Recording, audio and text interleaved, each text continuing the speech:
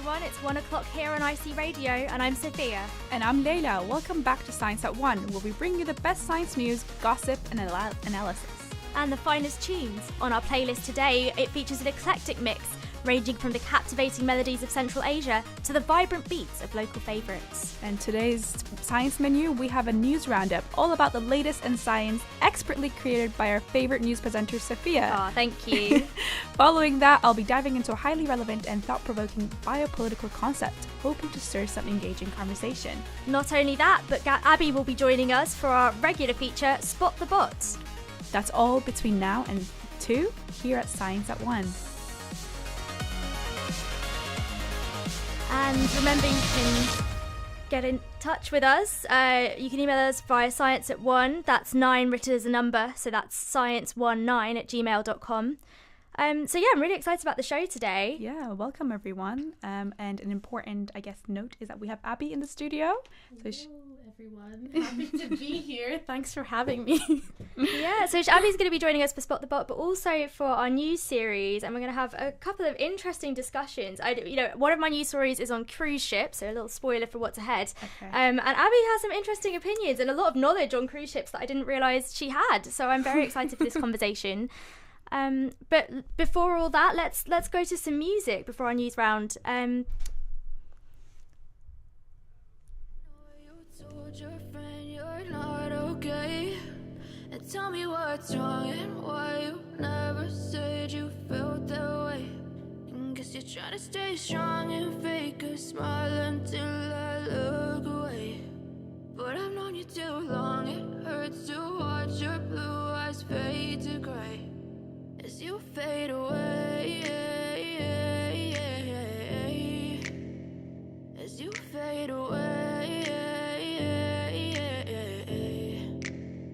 Yeah, I'm about to fade away, cause every time I wake up I feel like it's Monday. Something's going wrong with all the chemicals up in my brain. All of a sudden I don't look at anything the same way. Gotta build up of my thoughts sitting in an ashtray. I'm sorry that I'm so inconvenient, okay. Just let me be me and I'll stay out of your way. I can see the way you look at me, I'm such a disgrace. I never really asked to be brought into this place. You wanna love me? Well then baby I have a taste. All the highs and the lows, no you'll never be the same. I don't really wanna hurt you but I can't control the pain. If you're sticking by my side maybe we could be okay. Okay, maybe you could be the change I need today. I promise that I've never felt this way. I really hope that you will choose to stay through all the pain. I know you told your friend you're not okay, and tell me what's wrong and why you never said you felt that way.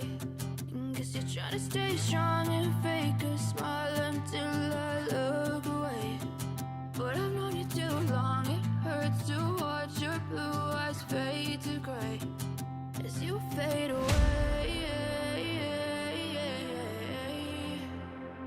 as you fade away, as you fade away.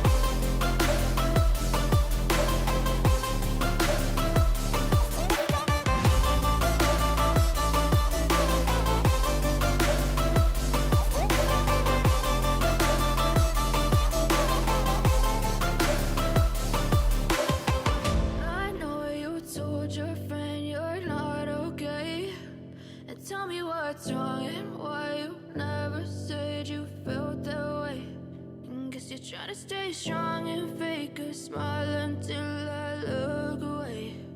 But I've known you too long, it hurts to watch your blue eyes fade to gray.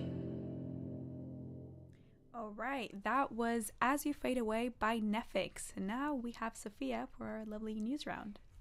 Yeah, so we've actually got a news story first up, which is following on from last week. So last week we talked about how the Japan moon lander, there was a mission and landed on the moon. Japan was actually only the 5th country to soft land on the moon. And we learned that actually means that it just didn't crash land, which is quite difficult to do, as you can imagine. There's a lot of logistics involved in landing anything on the moon.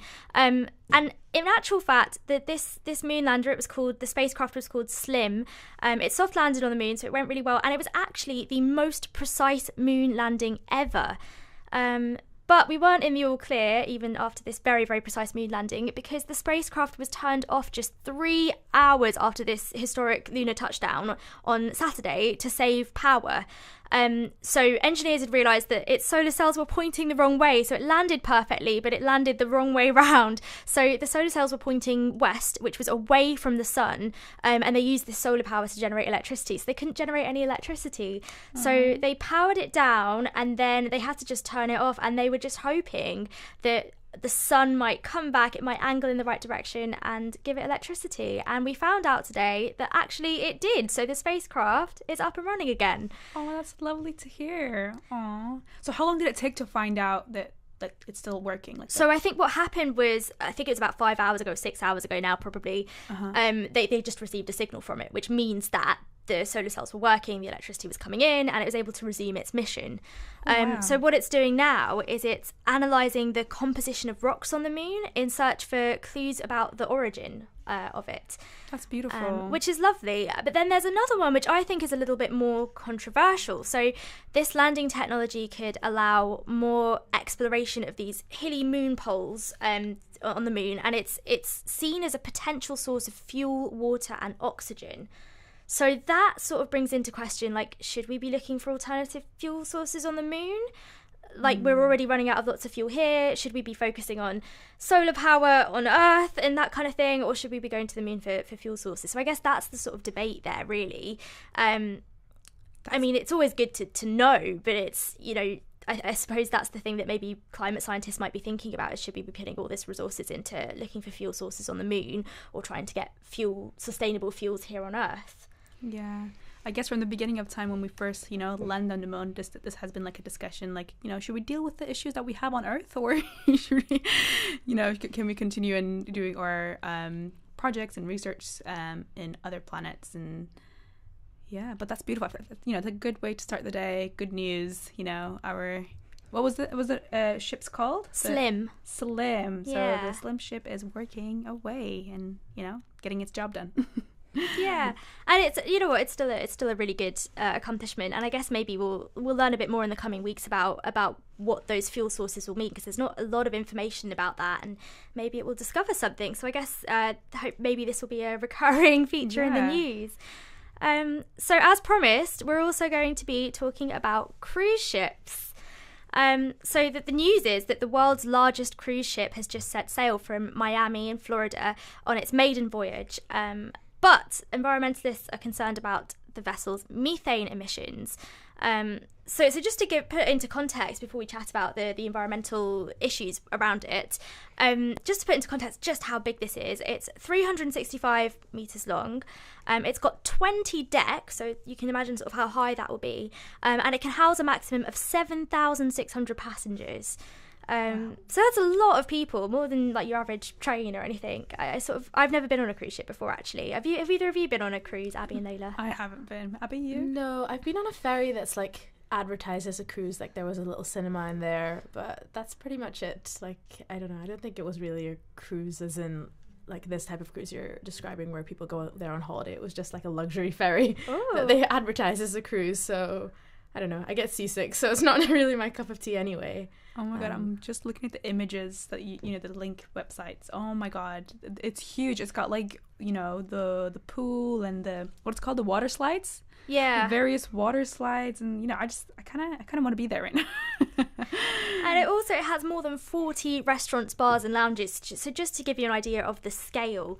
But yeah, so the problems with it, the environmentalists are warning, is that this ship is powered by something called liquefied natural gas. And actually it's proved to be like more environmentally friendly than some other ships' fuels, but the problem might arise if the fuel leaks, so that the fuel is made out of methane. There's a risk that, even though when the fuel is burning it's environmentally friendly, or more environmentally friendly than other ship fuels, there's a risk that this methane might escape during that process and leak, and that will cause the methane to leak into the atmosphere. And methane's actually sort of a more powerful greenhouse gas than carbon dioxide, which is what we normally think of with transport emissions. That's really interesting, because like obviously on the one hand there's like leisure of humanity, and then on the other end I want to know, so this gas, okay, you said it's stronger and more harmful than carbon dioxide, right? Is it just affecting like the animals, or so it's more about the ozone layer, so the greenhouse layer, okay. The greenhouse gas, what happens is it stops some sort of sun rays, it sort of makes them a bit more powerful getting in. There's lots of different ways. There's different like chemical reactions that go on as well, and that causes this layer and almost warms up the planet a little bit more. So this is what you hear about global warming, changing the sort of weather patterns that are a bit more natural, I suppose, and it's more powerful than carbon dioxide in increasing this global warming process, and then causing habitat loss, causing weather changes, and it's all sort of interlinked. This is interesting. I would want to know like how much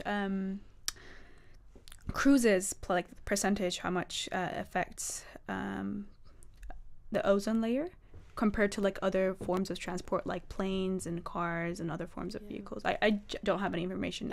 Well, the reason that I have all these like opinions on, I think cruises should not exist. I just think they're like such wasteful things. But I watched this episode of Patriot Act, which is this like political comedy show on Netflix. Have you heard of it? No. Oh, never mind. But it's great. You should all watch it. But there was a segment on cruise ships, and that like literally made me see cruise ships in a completely different way. Already I kind of had this weird impression of cruise ships, like they kind of give the same vibes of like shopping centers or casinos, or this kind of like constructed thing that wants to keep you in and you don't really know what's going on behind the scenes.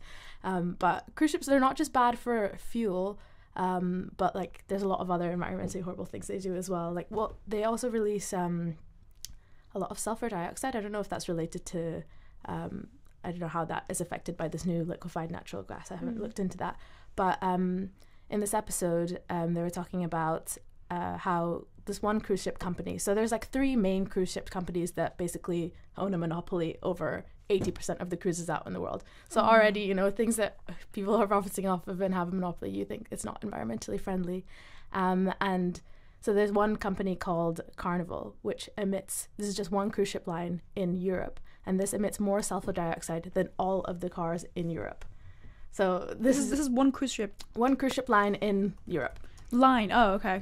Yeah. Okay. Yeah. One cruise ship. Like it's a series of cruise ships. This company. Yeah. But that's if you think of how many cruises there are in the world, this is still like one thing. Significant. Yeah. And that's more than all of the cars in Europe. Oh wow. Which is insane. And so this is like a $50 billion market, and it's 3 companies own this, and they illegally dump so much waste. So this episode was quite a while ago, but in when this came out, they said that the cruise industry has paid over $100 million in fines for illegal dumping. But just to put that in context, cruises are legally allowed to dump food waste, cleaning residues, and animal carcasses, and cargo residue, whatever that means. So they're legally allowed to like pollute the ocean. Because I guess where else does it all go? Exactly. And like, I feel like I don't remember this from my ecology class, but like even if it's organically like degradable, it still has like a lot of impacts on ocean ecology, definitely, and everything. And also to go back to your point about sulfur dioxide, I've just got a bit more information about that. So sulfur dioxide is a pollutant. It can be a threat to sort of human health, animal health, and plant life. And it's also produced by volcanic activity as well. So that's sort of a natural way it just sort of happens. But it still will have these impacts on the environment. And another thing that helps, or how hinders like global warming, I suppose, or makes global warming better, is, I wasn't saying that in a very clear way, it makes global warming worse. You know, global warming increases because of sulfur dioxide. What happens is it sort of increases the oxidizing capacity of the atmosphere, and this results in really rapid global warming. So it's not good for the global warming. It's not good as a sort of general pollutant in the environment either. Yeah. And cruise ships are producing this, as Abby was saying. Yeah. I think generally also, like, in climate change discourse, we focus on CO2 so much, but we don't think about all these other pollutants, and obviously everything is connected. And I think sulfur dioxide is really bad for acid rain. Yes. Yeah. So, yeah. And then beyond just like being environmentally kind of suspicious and doing, because you just, if we think about the concept of cruise ships or just this floating city and having to power all of this, and like there's 40 bars and restaurants and all these things, and there's cinemas and there's water slides and all these things, just having to power that on land is already a challenge, but having to do that on a boat, how much energy that would take is just Plus, I imagine the manufacturing emissions. I mean, it cost $2 billion or 1.6 billion pounds to build this cruise ship. Yeah. And you can imagine the emissions created in the manufacturing processes as well. And just like all like environmental issues, this has a lot of like socially injustice parts to it, because, well, if you look more and more into this episode he was talking about, if you look more and more into cruise ships in the fine print of what they do, it just becomes less and less appealing. Like, so I told you there were 3 companies. One of them, I think, is the one that set off this largest cruise ship, the Royal Caribbean Group. So the other one, Carnival Cruise, they can search your room whenever they want. And then the Royal Caribbean Cruise, I think, they can lock you in your room if you ever have any like nuisance. Like, these are legal things that somehow when you're on a cruise ship you're allowed to. Sorry, I missed that. Lock you in your room for what? I missed that. If you cause any, sorry, I didn't explain actually. If you are like a disturbance, or if they don't it was kind of vague. Like, if you're a disturbance to this, or if you're like a nuisance to other passengers, they can lock you in your room. So is this because they're like on international waters and certain laws don't apply? I don't really know how that works. Like, is it like its own city, like with its own rules and own governance system? Like when you're on the boat. But then I guess if you're signing the terms and conditions to be on a cruise, it's like it must be somewhere in the small print, and then you've signed to it. So I guess that's part of it. Yeah, I think it's all in the fine print, because nobody reads the fine print, and that's all. That's what they were saying. And then on top of this, like, cruise ship employees tend to be overworked in like 70 to 90 hours a week. And there was an expose. There was a news round with the CEO of the Royal Caribbean cruise line, and he talks about how most of his employees are Filipino workers, and that. He's like, yeah, they're. He's very like proud about this. He's like, yeah, they're all Filipino worker. This is great. But then I forgot. I haven't written the statistic down. But I think it was 1/3 of all of cruise workers are Filipino workers because of something related to laws in Philippines. But yeah, this is not people working behind the scenes to make cruises such this entertaining, like, beautiful utopia place are not doing well. And there was cases of them having to like stay in rooms full of like all food storage and everything, and having to like and they work overtime, and 70-90 hours a week, that's like $1 something an hour. So overall, cruises just don't seem like a good idea. This is my opinion. Don't go on just think more about when you go on a holiday, I think. Yeah, I mean, we did say we never been on it. Well, now I'm glad that we never been. But it was always something that I always like, kind of like it was not on my bucket list, but it's kind of almost made it to my bucket list. I was like, oh, one day I want to go on a cruise ship. There was like a Disney show, right, on a cruise ship. I think so. They have Disney cruises. I know somebody who used to work on Disney cruises as well. Yeah. But see, actually, before today, I had integrated cruises into my life plan. So I read this article, and it really captivated me, about somebody who retired and just lived on a cruise ship for the rest of her life. And the idea is that, you know, when you're old, you might need more care, more attention. There are always doctors on a cruise ship. There are 40 restaurants to choose from, and you get to travel the world. And that really appealed to me, that, you know, I might be physically less mobile or more tired, and I get that sort of thing. Whereas going into a care home seems, you know, you're in one place. You don't get those experiences. You don't have fancy restaurant food all the time. So that's what really appealed to me. And also, I think before today, I hadn't, you know, really thought about the emissions of cruise ships. And I think maybe it seems a bit counterintuitive based on what we know about transport at the moment. So, for example, if you think about it, if you're driving somewhere in a car, that's a certain amount of CO2 emissions per person. If there's 4 people in the car, it's less emissions per person. We all sort of get the idea that if you go on a train, it's less emissions. So you think about that. There's how many was it? 7,800 or 7,600? 7,600. 7,600 people on this cruise ship. It kind of, in my head, it seems, oh, maybe that's less emissions, but as we've discovered, it's not. It's not like you can kind of scale it up like that the way you can with a train. Yeah, I think it's also because it's not just a form of transport. It's like a holiday destination, because it is leisure. Because it is like more. I'm just thinking of back in the day when Greta Gerwig. What am I saying? Greta Gerwig? No, Greta Thunberg.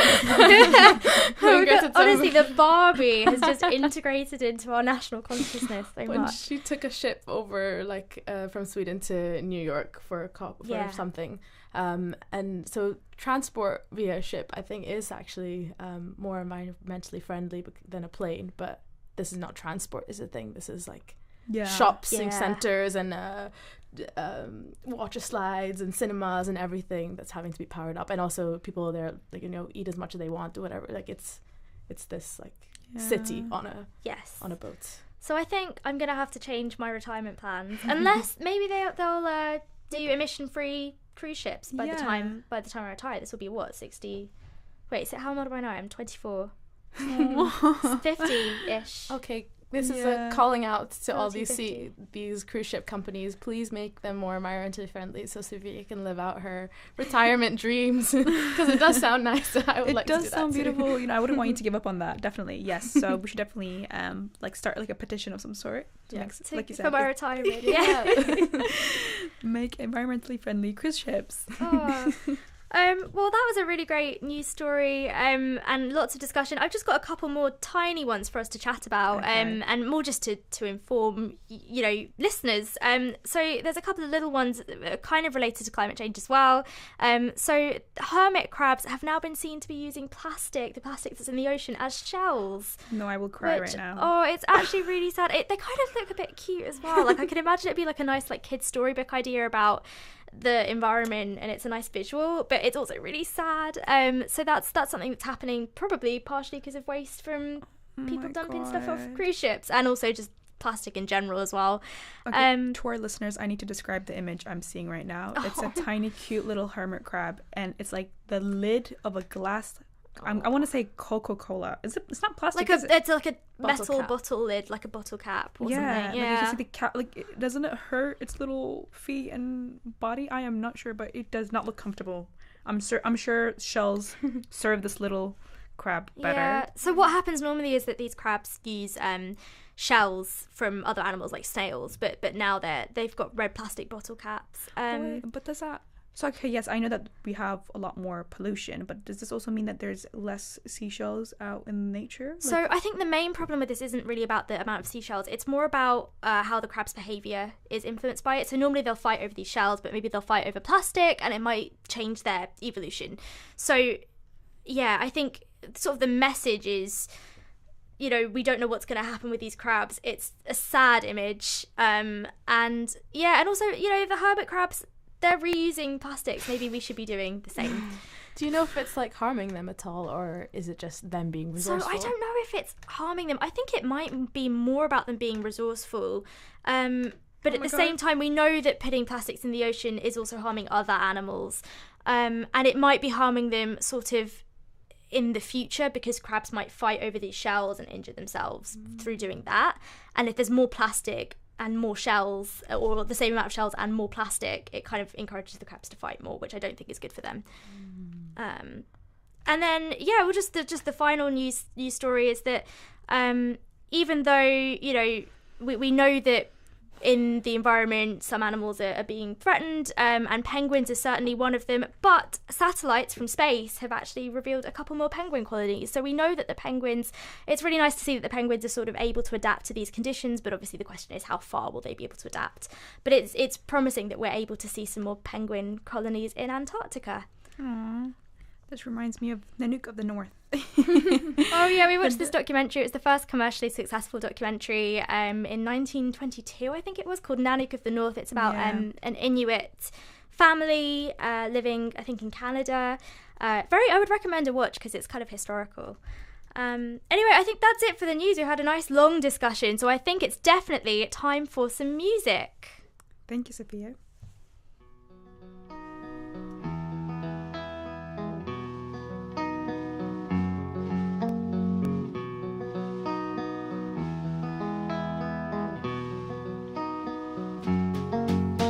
I met a girl by the side of the road.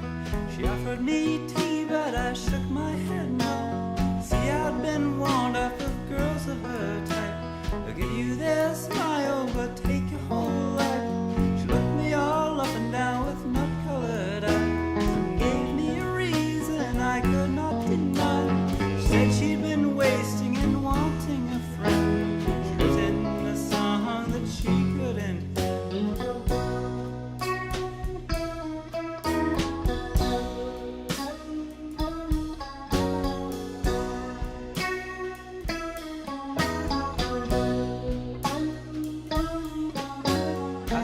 She was lucky, or maybe it was fate, but she'd met a singer who could relate.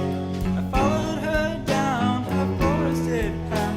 We got to her porch and she said with a laugh, you know, I'd been thinking of staying inside. Not my whole life, so I know how to hide. She poured me a cup and she sang me her song, and when she was done I just looked at her long. My eyes and a tear in my heart. With one little tug she could pull me apart. Well, I croaked, what does it lack? And when she said me, my will she did crack. Maybe we'll be gone tomorrow, and maybe we won't be the same. But for now in the sun I feel happy with her. She's given me a coat for the rain.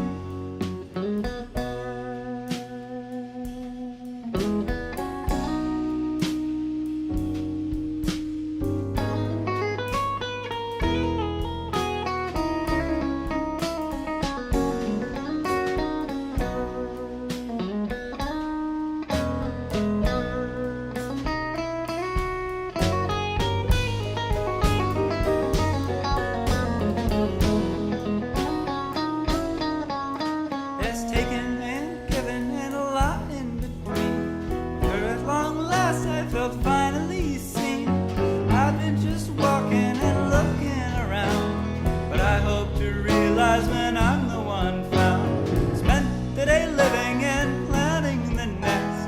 When the night fell, we could lay down to rest, trading our clothes in the warm summer shine, cooking up breakfast in the morning sublime, sharing our words and our hearts in our hands, mending our souls as well as the land, working up sweat in the garden outside, and belting out songs that were cooped in our minds. Maybe we'll be gone tomorrow, and maybe we won't feel the same. But for now in the sun I feel happy with her. She's given me a coat for the rain. Maybe we'll be gone tomorrow, and maybe we won't feel the same. But for now in the sun I feel happy again. She's given me for the rain.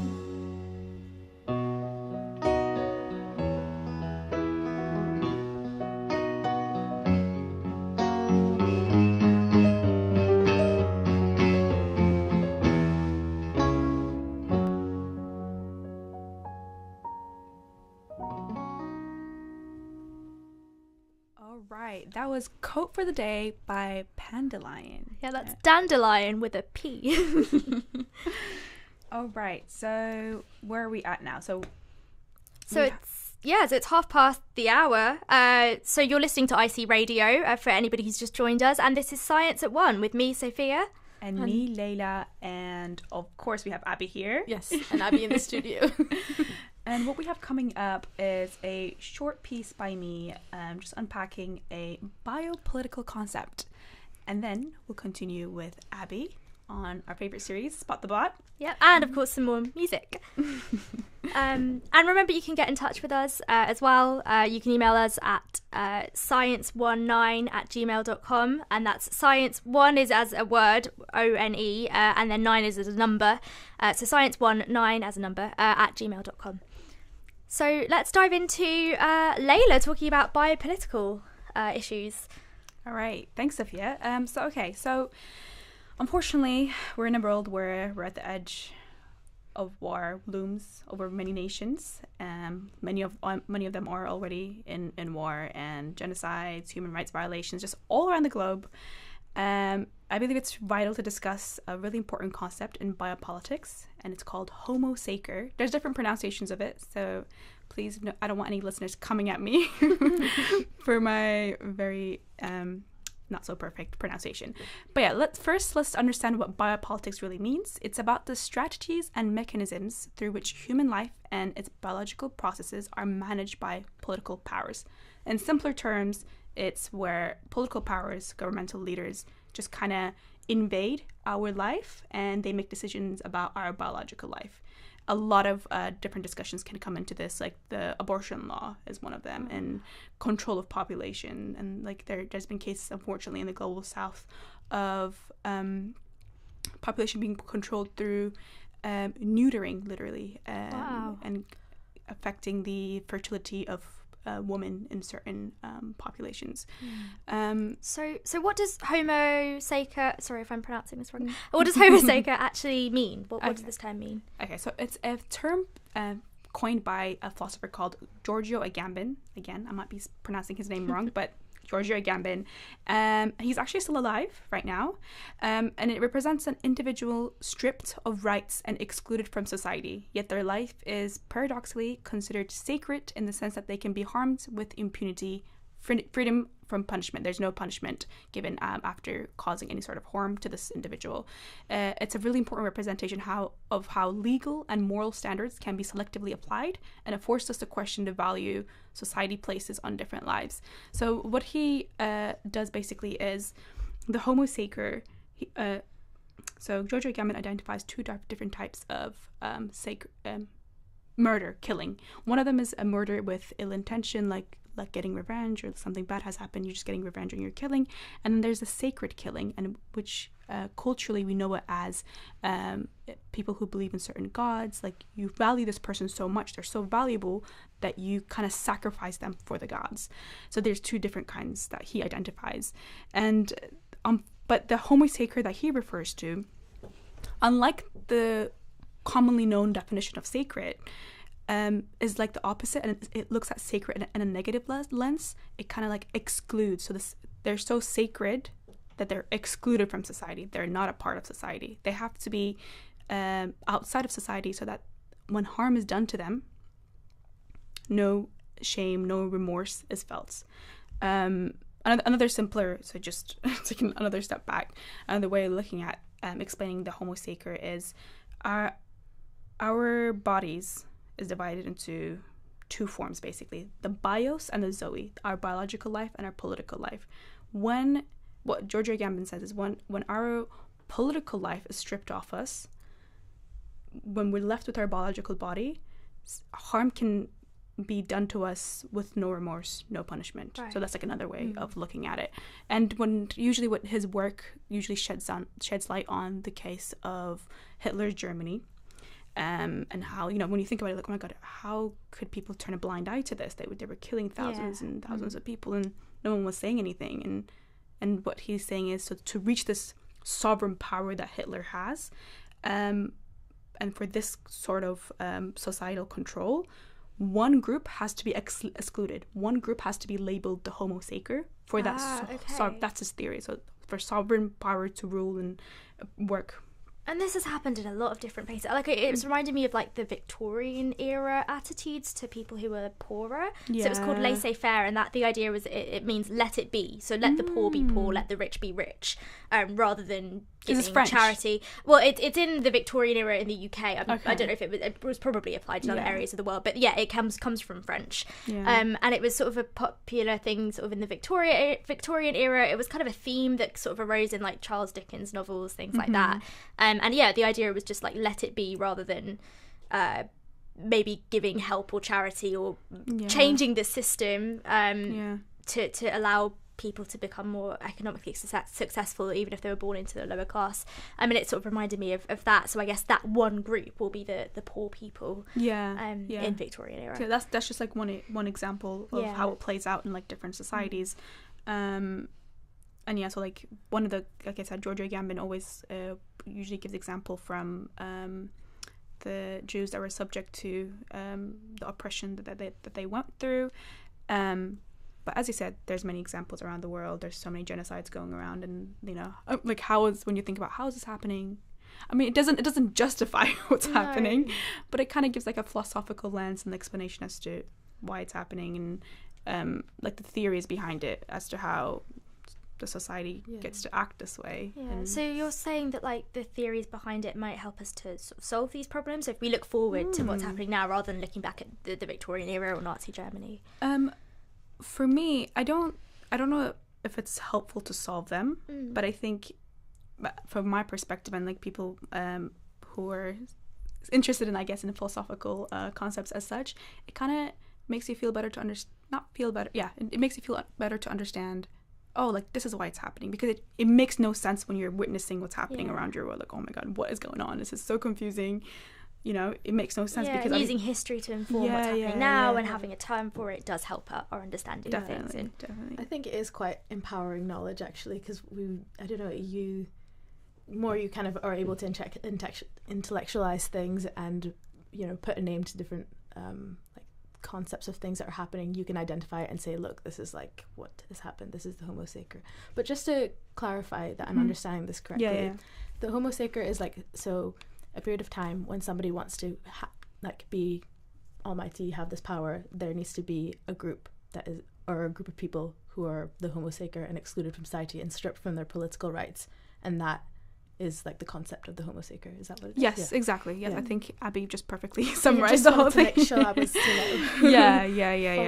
It's not like a guideline like previous sovereign powers followed, but Georgia Agamben is basically just kind of analyzing different forms of power in the past, and he's just putting out this theory like, oh, this is what has happened like throughout history. All the sovereign totalitarian powers, I can even see it, not to get political, but I can even see it like on my homeland Turkey right now, like a dictator who came into power.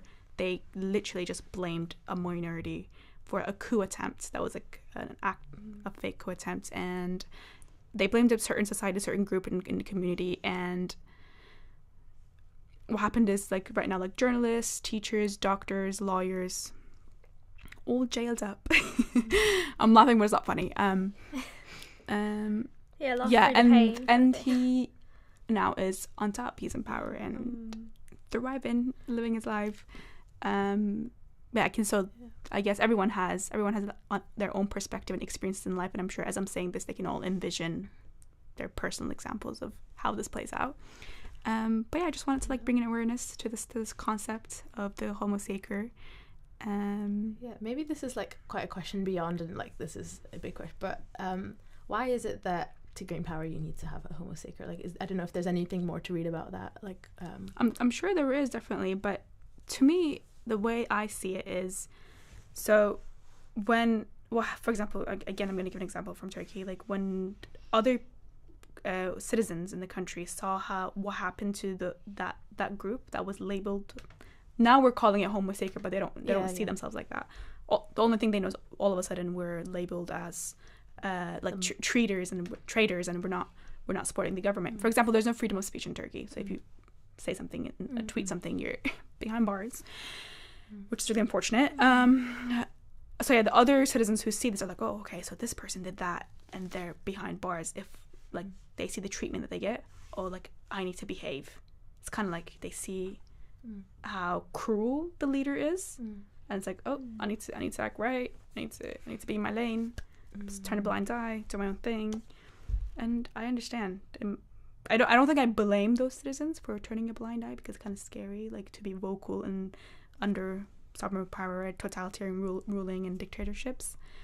Yeah, and I guess if you've not been in that situation before, as I haven't been in that situation before, Yeah. I don't know how I'd act. Yeah. So especially with citizens that might have to or feel like they have to conform to this regime, I don't know if I can judge them for that, you know? 100%. Maybe I can judge the people at the top, but Sorry, I can't came judge in them. with like some really dark concepts and I know, it's super I just want to interesting. ask, because I remember you were telling me that you learned about this in university as well. So I guess some perhaps like living in Turkey or like being interested in that sort of social media thing might have sparked your interest as well. But you said you learned about this sort of thing at university. Yeah, too. yeah, exactly. So I did my undergrad on global health and social medicine, and our first year we had a module called Foundations in Social Science and Social Theory.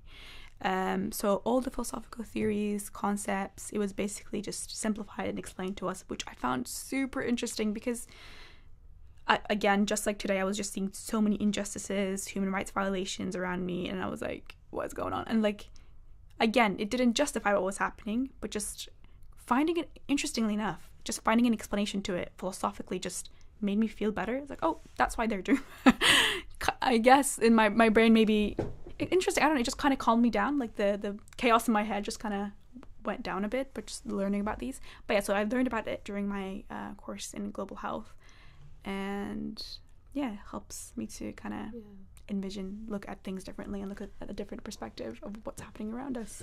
That's so interesting. I think I'm definitely going to go and search more about the Home Seeker for real. Like, actually, There's so many good videos. I might actually put it in our YouTube, like, as a comment. There's so many good videos just really simplifying and explaining what it is and how it works out. It explains it so much better than me. But yeah. No, I think you explained it very well, and it's such an interesting concept that I'd never heard of before. Yeah. So, have you guys have any background with like philosophical concepts before? I know you guys are very like science-based queens, like chemistry, and Abby, you did biology. Yes. So mine was like the course I did was a very interdisciplinary. So we did like global health, sciences, and I had friends who did like neuroscience. Like they could take on modules of that sort, and we had a very like a linguistic. Your course sounds so interesting. Can I ever go back to advertising King's College. after this? Um, No, I mean, I did a history of science module. That was in first year, and that's like 6 years ago now, more than 6 years ago now. So I don't know how much of it I remember, but there was a little bit more philosophical stuff in there. But it was more about learning about how different scientific things were discovered. So I guess that was sort of the closest I did to like science humanities before this course, because we're all on science media production now. We had what was it called, science and its social context, and that we were introduced to loads of different scientific philosophers. So yeah, other than that, no, not really. I think your course sounds sort of more well-rounded in that way, whereas mostly I was focusing on chemistry. That's why, like, for me, like, this course was like the science media production course was like a perfect match. Like, I was like, oh my god, science and social context, and then narratives, like, oh my god, I can totally like see that marriage. Oop, touched the mic. That marriage between my previous course and the course right now. But all the philosophers that Kanta mentioned that we went through, like we learned about in our first term, they were all new to me. I never learned about them before, so that was nice that it wasn't repetitive in any way. But it did align quite well. Well, thank you so much, Layla. Thank you. Why don't we have some more music? Yeah, by Jamie.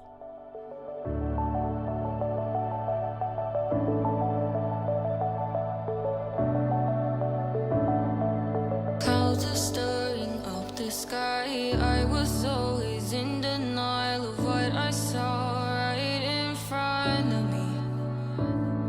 And every time I'm so damn lost to what I loved and what I lost. But let's get lost in love tonight. Hear a second voice inside my head. It's telling me to say the night again and hold on to the words we always said would be forever, forever. Wait another day to clear my thoughts, so jump into a love that won't be forgotten. Forever, forever. Let's run away together.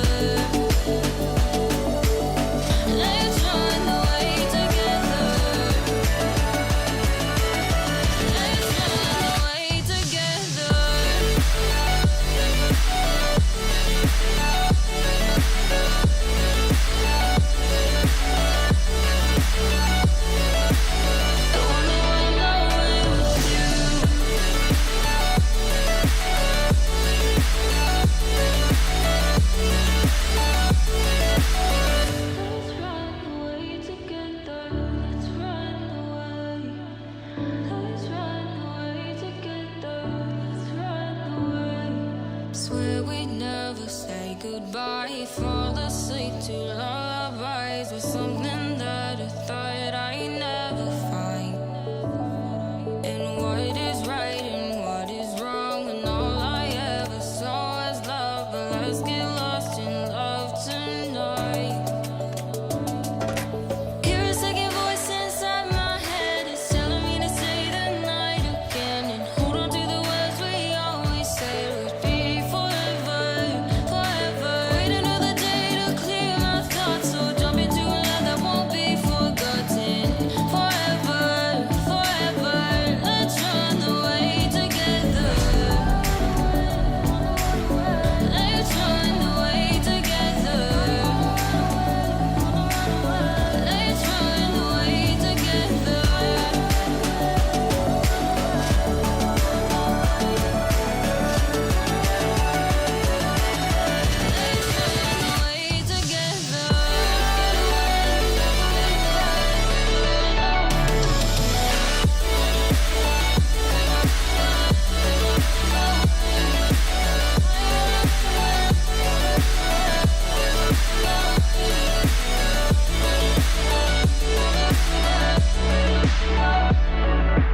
Wait another day to clear my thoughts, so jump into a love that won't be forgotten.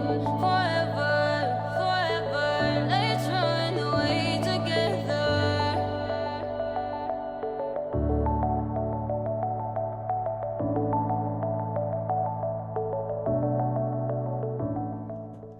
So that was Runaway by Newport by Maggie Port. Sorry, that was my mistake. That was you running. Yeah, sorry, I was just reading off There's the script. two I was like, I don't know. ports. So There's one, two ports. Yeah, Newport and Maggie Port, right? Oh, it's by both. Yep, Oh, that's yep. quite cute. I wonder Yeah. if they did that on purpose. They probably Yeah, did maybe do that like on siblings, purpose. family members, Newport, you know. Maggie One's Port. called New, another's called Maggie. That's such a weird choice of names for your kids. Maybe they're married. I don't This know. is you. This is Maggie. Oh, so Abby is still in the studio, and we have Spot the Bot. I'm very excited. Yeah, so this time around, I've never done Spot the Bot before, but I don't know how familiar you guys are with clothes brand slogans, but I was just searching different slogans, and I found like a lot of... Anyway, I won't give what I thought, because maybe Yeah. it'll reveal. Right. Should we introduce for our listeners who might not have heard before what Spot the Bot Definitely, is? definitely. So this is our chance for humans to go against ChatGPT on deciding what sounds real and what doesn't sound real. So we take things like today we've got clothing brand slogans. Is it just Yeah. Well, clothes or other things? I've most of them are clothing brands, so we'll just do clothing brand slogans. Okay, here. clothing brand slogans, which Yes. I don't know if I know. I don't know if I'll be able to say any off Yeah. the top of my head, but maybe I do know them. We'll find out. Anyway, so Abby's got a mixture of things that could be clothing brand slogans or that could be generated by ChatGPT. Yeah. Oh, wait, so- if we ask them, come up with some clothing brand slogans. Yeah. So wait, are we seeing like images of these? No. Okay. The slogan. I'm gonna say the slogan, Ah. and then a ChatGPT slogan, and then afterwards I'll reveal what brand it's from. Okay. Yeah, so we either have to so we don't know this, Layla and I don't know. Yeah. So we're gonna have to decide whether or not the slogan is real. It's a real clothing brand slogan. Bonus points if we get the clothing brand slogan itself, like what the brand is, or if it's ChatGPT and it's fake. So I'm gonna give you two every time, and then Two you every tell time? me, Okay. and then you tell me which one. Or No, you give us one, and then One, we yeah. guess which one it is, yeah, whether yeah. it's ChatGPT or real. okay. So let's start. Okay. Quality never goes out of style. This sounds like it's Quality Street advert, but I know it's not Quality. These are all Street. clothing brand slogans. These are all clothing brand. Can you say it slogans. again? Yeah. Quality never goes out of style. Listeners, you have to see how Abby says this in sass, like as if she's the advertiser, like in the studio. Honestly, I am convinced. I feel like I don't know if it's the way that Abby is narrating it, but it feels real to me. In that ChatGPT, I want to say human. I think it's human as well. You're right. This is a Levi's slogan, which Oh. I've never heard the slogan before, Yeah, but apparently same. Levi's has the slogan. No, I've never heard it before. I wouldn't have same. been able to tell you. But I guess like they're known for doing good jeans, so Yeah. they can probably bank on their quality. Not that I've ever tried Levi's actually. Maybe I'll get a I pair don't remember. Okay. based on this. Okay, this one. This one is elevate your style, elevate your life. That Elevate sounds your really style, nice. Elevate your life. I think it's fake. Why? Because I feel like I don't know if people would be angry that in order to elevate your life you have to be stylish. I don't know if that will cause like people getting angry at this. I can totally imagine see that. you know, like in the marketing department they'll be like, what's politically correct, what's not politically correct, Yeah. what will offend the consumer. Because, you know, if somebody tells me I'm not stylish, I'll be like, well, I'm not going to shop there. You know? I don't know. I think I'm reading too much into this, but I'm going to go with it's ChatGPT. I think I initially I was going to say human, but then your point, totally agree. Yes, I've turned sides. I think it's GPT. Oh man, okay, you're both right again. But that is literally the mindset and thinking for this game, I think, because it's like, oh, can ChatGPT take over your job as a marketer? No, because Sophia was able to see. Okay, the other one is our models can beat up their models. Ooh, that sounds really Our bad. models can Up their models. up their models? Beat up their models. Beat up? Our models can beat up their models. Yeah, I think that's too like I think it's the like same... GPT-ish. Yeah, the same thing. Unless it's like a funny... I can imagine like a funny video with that slogan across it and it's humorous. You know, but I'm gonna go ChatGPT with this one. Same, because I can't. We need to disagree on at least one of these. Okay. But I'll go real then. You can go ChatGPT because you never know. It could be like a funny video. You can imagine like models like fighting and yeah. I'm gonna go real. I'm gonna go with ChatGPT. Okay. This was actually a Levi's slogan. No way. Which I was so shocked at. I was like, Levi's "What?" has got some very different messaging going on. What was it? Quality never goes out of style, and our models can beat up their models. Yeah, I don't understand. Wow. There was never any what you were pitching of, oh, maybe there's a funny models fighting or whatever. No, I don't know the campaign for this, but this is very random of Levi's. I think. I guess they've been going around for a while. If they've been going for a while, maybe they'll change their marketing tack over the years. Yeah, what year was this? Can we no? Let me do a quick Quick search. I'll Google in when you guys are guessing the next one. Okay. Okay. Made for all. That's the next slogan. I want to say real. I'm gonna go ChatGPT. It's not very specific. Okay. Okay, shall I reveal it right away? There was not that much debate on that one. This is a Uniqlo slogan. Oh, it's real. Well done. Sorry, my typing is gonna make some. Right, let's do one more, and then we'll have for some more music. So this is better be good. Okay. Sorry, that sounded quite threatening. Better be good. Better be good. Yeah. Okay. Be bold. Be beautiful. Be. Ooh. Ooh. Is there a blank after B? Like be. No, it's just be. I want to say Just real be. again. Be bold. Be beautiful. Be. I can imagine it's like a make-up-y clothes line sort of thing. I'm gonna go real as well. This was ChatGPT. No! Oh my gosh! Wow. So I think ChatGPT did quite a good job there. Yeah, I don't It's know. very poetic. Yeah. Like I was touched. I feel like it has more feelings than I do. Well, thank you so much, Abby. I learned a lot about clothing hope you brands. have fun.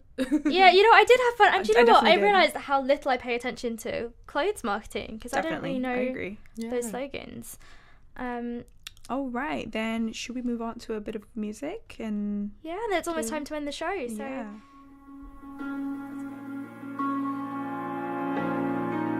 On our own, we jump, we fall, forgotten world. We're running out, now won't hide away anymore like yesterday. 'Cause we're running out now. You can see it in our eyes,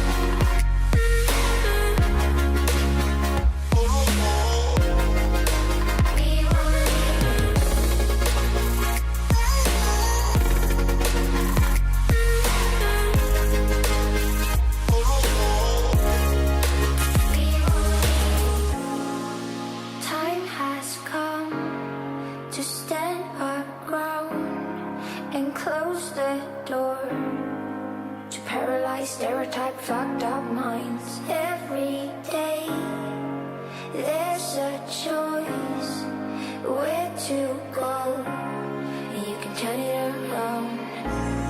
You can see it in our eyes that we won't look away.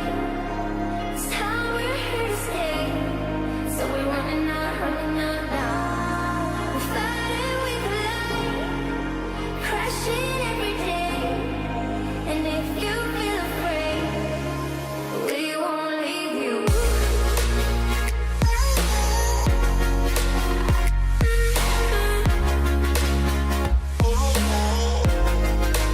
We won't leave you.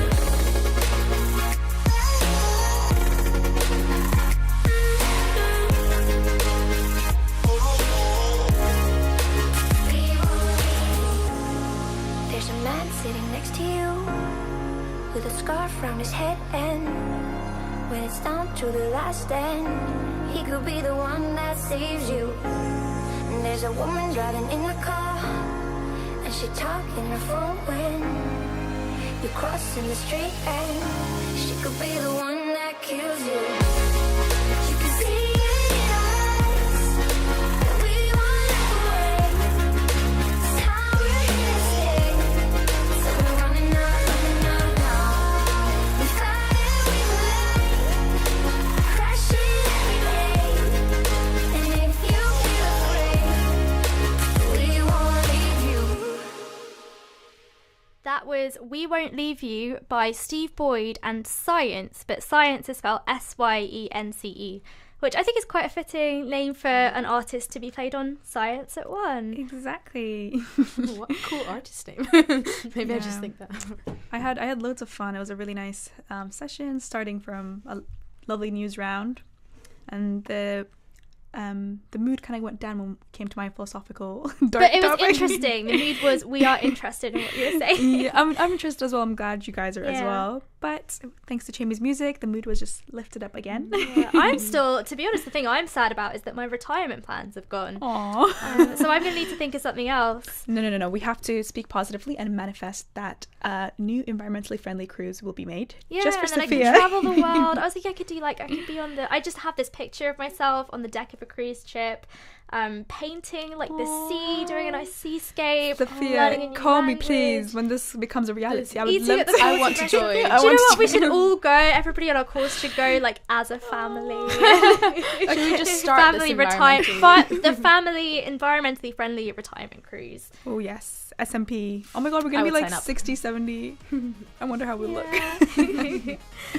So that was it for Science at 1. Tune in next week, and remember that you can get in touch. You can email us via science19@gmail.com. That's 9 written as a number, so that's science1 9 written as a number @gmail.com. And see you next week.